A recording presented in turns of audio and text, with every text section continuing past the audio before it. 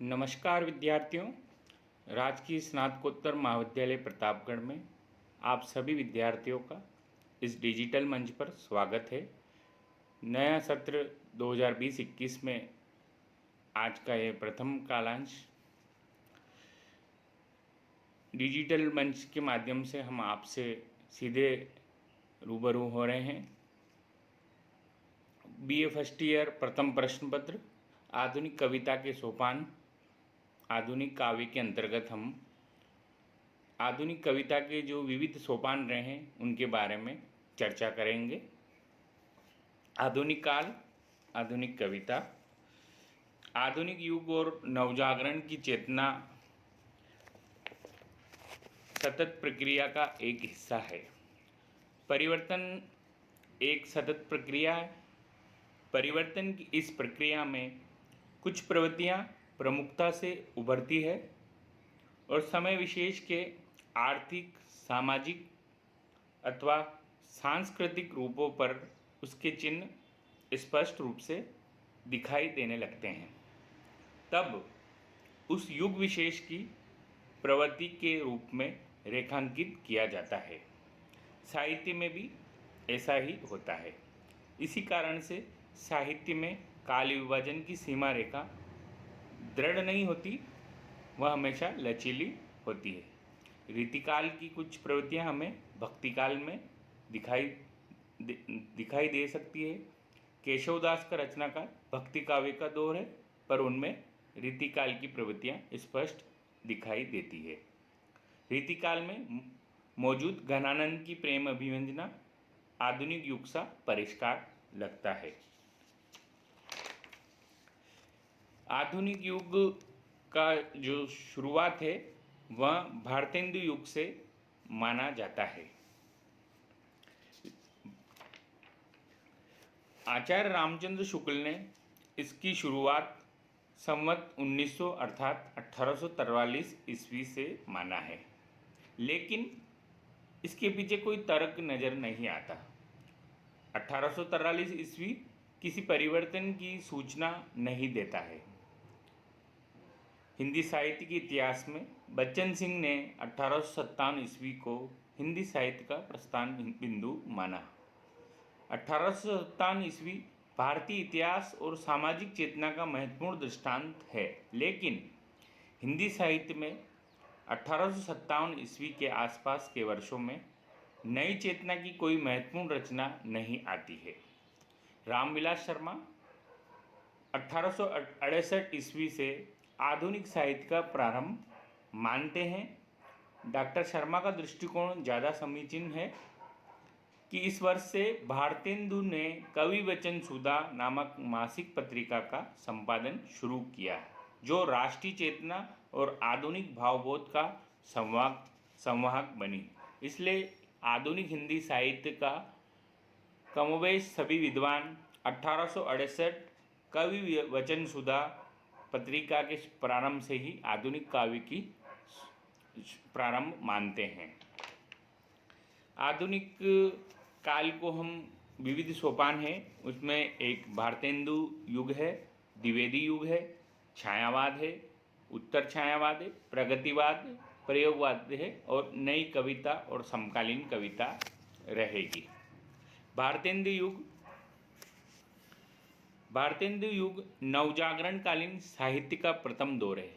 जैसा कि हमने चर्चा की कि आधुनिक युग 1868 ईस्वी से मानना चाहिए।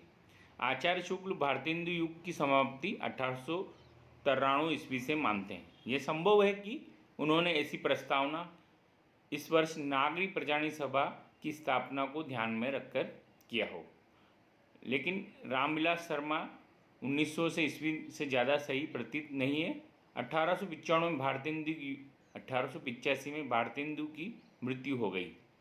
जहाँ तक नामकरण का प्रश्न है, इसको लेकर मत भिन्नता नहीं है। हिंदी साहित्य में पहली बार राष्ट्रीय चेतना और आम जनता से जोड़ने की भारतेंदु हरिश्चंद्र पहल को सबने स्वीकार किया है।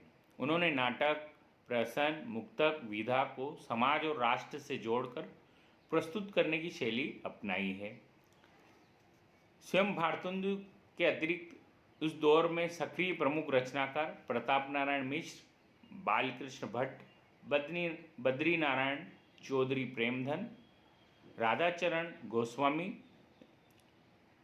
लाला श्रीनिवास दास आदि ऐसे प्रमुख विद्वान थे जो भारतेंदु युग मंडल में रहकर नवजागरण और नवीन रचनाओं को महत्व दे रहे थे।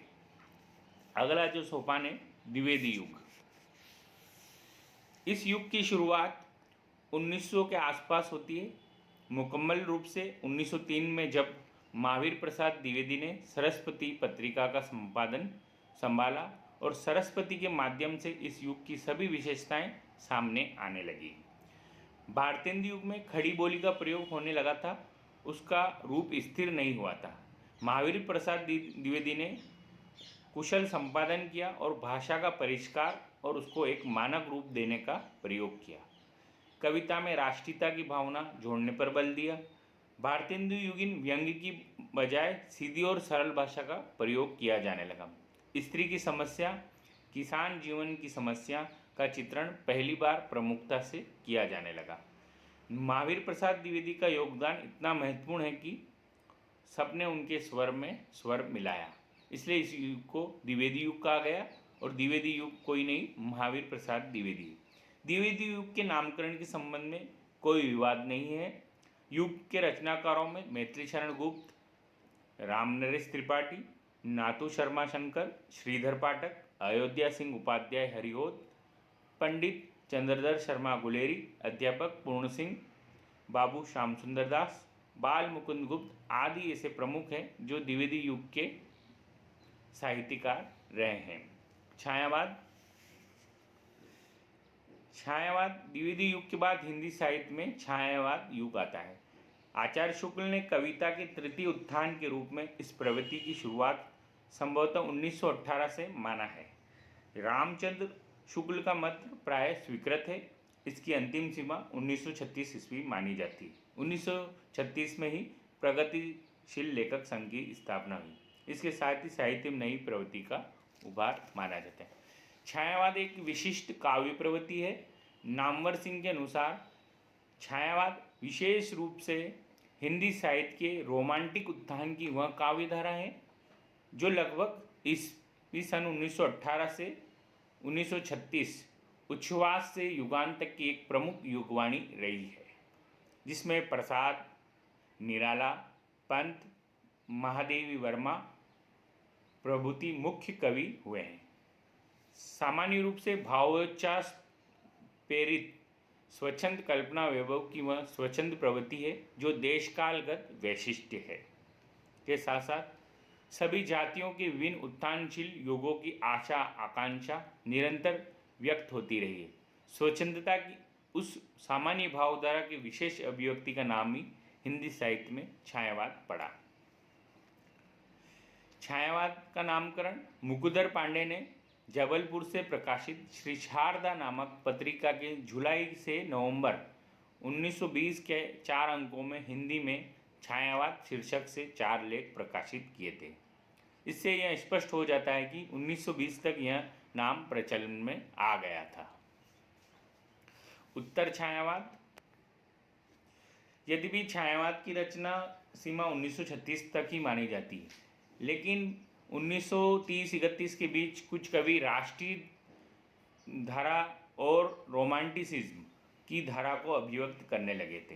राष्ट्रीय सांस्कृतिक धारा थी जिसमें रामधारी सिंह दिनकर, माखनलाल चतुर्वेदी, बालकृष्ण शर्मा नवीन आदि राष्ट्रीय और सांस्कृतिक विषय कविता के भावबोध पर कविता लिख रहे थे जो थोड़ा सा छायावाद से अलग थी। उत्तर छायावादी दिनकर आदि की कविता ओज और उत्साह से भरी थी। हरिवंश राय बच्चन, नरेंद्र शर्मा, रामेश्वर शुक्ल अंचल, गोपाल सिंह नेपाली, आरसी प्रसाद सिंह, रामधारी सिंह दिनकर, माखनलाल चतुर्वेदी, सोहनलाल द्विवेदी, बालकृष्ण शर्मा आदि प्रमुख उत्तर छायावादी कवि माने जाते हैं। प्रगतिवाद। 1935 में फ्रांस में प्रोग्रेसिव राइट्स एसोसिएशन की स्थापना पेरिस में हुई थी। इसी से प्रभावित होकर 1935 में लंदन में और 1936 में भारत में प्रगतिशील लेखक संघ की स्थापना हुई और उसके अध्यक्ष बने थे मुंशी प्रेमचंद। प्रगतिवाद का उत्प्रेरक तत्व मार्क्सवादी विचारधारा है और मार्क्सवाद पूंजीवादी शक्तियों को शोषक के रूप में चिन्हित करता रहा है, जिसका सरवारा से निरंतर संघर्ष चलता रहा है। मार्क्सवादी विचारधारा से अनुप्राणित साहित्य में शोषित उत्पीड़ित जनता के साथ पक्षधरता व्यक्त की जाती है, यह इसका केंद्रीय तत्व है। प्रगतिवादी साहित्य में सामाजिक परिवर्तन पर बल दिया गया। नागार्जुन, केदारनाथ अग्रवाल, त्रिलोचन और मुक्तिबोध आदि प्रगतिवाद के प्रमुख कवि रहे हैं। प्रयोगवाद 1943 में अज्ञेय के संपादन में तार सप्तक कविता संग्रह का प्रकाशन हुआ। प्रयोगवाद का समय इसी के प्रकाशन काल से माना जाता है। तार सप्तक की भूमिका में अज्ञेय ने प्रयोग की कविता का मुख्य ध्येय माना। उसी के अनुसार संग्रहित सभी कवि ऐसे होंगे जो कविता को प्रयोग का विषय मानते हैं और वे दावा करते हैं, दावा तो नहीं करते, लेकिन काव्य सत्य उन्होंने पा लिया है। केवल राहों के अन्वेषी हैं, केवल अन्वेषी अपने को मानते हैं। प्रयोगवाद का मुख्य जोर बदलती हुई परिस्थिति में संप्रेषण की समस्या पर था। प्रयोगवाद कविता का मुख्य स्वर व्यक्ति चेतना था और 1950 ईस्वी के आसपास प्रयोगवाद के बीच से नई कविता निकलती है। नई कविता का उभार प्रयोगवाद के अंदर ही हो गया था। प्रयोगवाद जिस रूपवाद की ओर बढ़ने लगा उससे कवियों का मोहभंग होने लगा। प्रयोगवाद ने जिस व्यक्ति चेतना को अपनाया उस पर सामाजिक चेतना का दबाव पड़ने लगा और इनका एक मिला जुला स्वरूप उभरने लगा।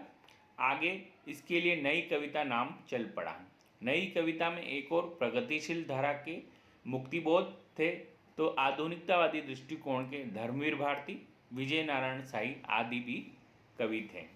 1962 के बाद हिंदी साहित्य में नई प्रवृत्ति का उभार होता है और इस दौर की कविता में अराजकता और मोहभंग का तीखा स्वर है और इसे साटोत्री कविता या अकविता कहा गया है। यह प्रवृत्ति कहानी में भी दृष्टिगोचर होती है। कहानी के क्षेत्र में भी कई दौर आए, उनमें नई कहानी, साटोत्री कहानी, अकहानी आदि नामों से संबोधित किया जाता है। इस तरह से हम आधुनिक कविता के सोपान हैं। इसी के अंतर्गत हमारे जो कविता में जो कवि हैं वो विभिन्न सोपानों के कवि हैं और उन्हीं के अंतर्गत उस सोपान और उस काव्य प्रवृत्तियों का चर्चा करेंगे। नमस्कार विद्यार्थियों, आप सभी से अनुग्रह है कि आप इस वीडियो को अधिक से अधिक शेयर करें और सब्सक्राइब करें। धन्यवाद।